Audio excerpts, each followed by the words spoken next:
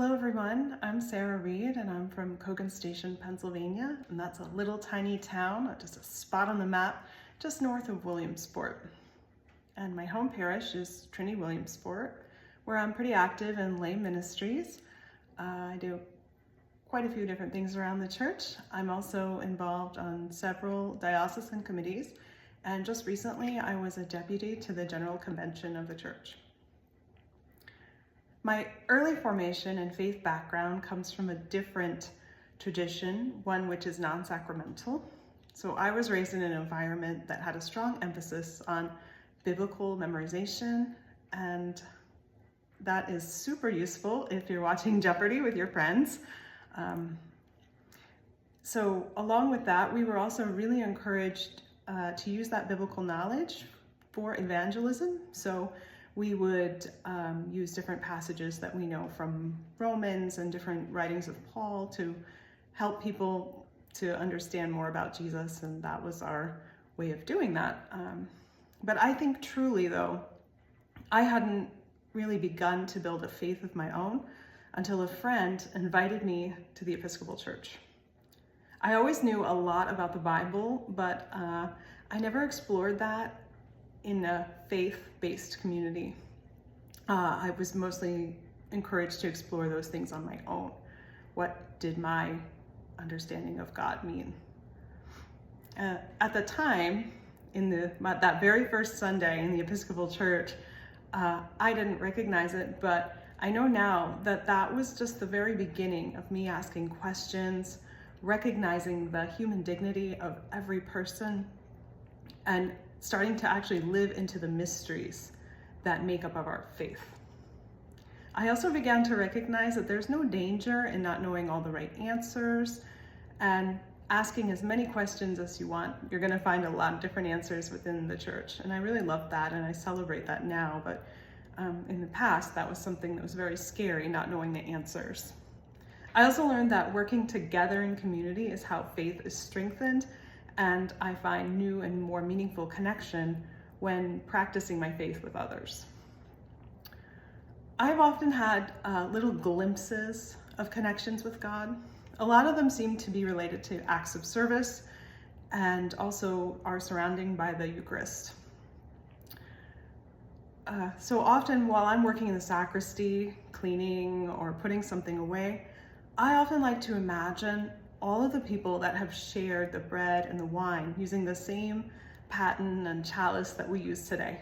I like to think of their connection to God now and our connection to them, and how we're all sort of interconnected in that God is with all of us in many faceted ways. So I think that for me, that's one of the ways that I see God as connecting with others. Another time that's really special to me, that I think God was really speaking to me, was a time on a Sunday morning at the Eucharist.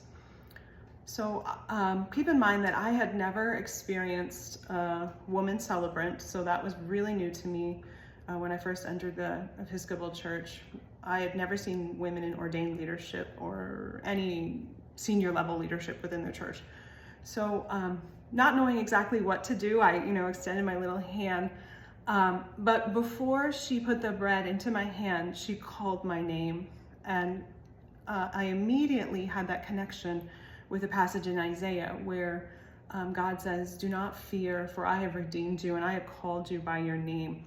So being called by my name just sort of helped me to drop those fears and anxieties about not knowing what's going on. And it also was really key to me to understanding that there's so much here for me in the Episcopal Church, in the sacraments, and I can't accurately put into words those feelings or capture what was going through my mind at that time, but I know that it was a place that had no fear, that it was a place of love and a place of acceptance, and a real connection to peace that I had never experienced before, even though I had taken communion millions of times throughout my life as a practicing Christian.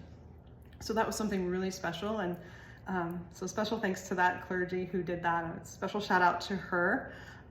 Thank you for being God's words for me that day. I really needed to hear that, and it was a direct message from God through that person to me.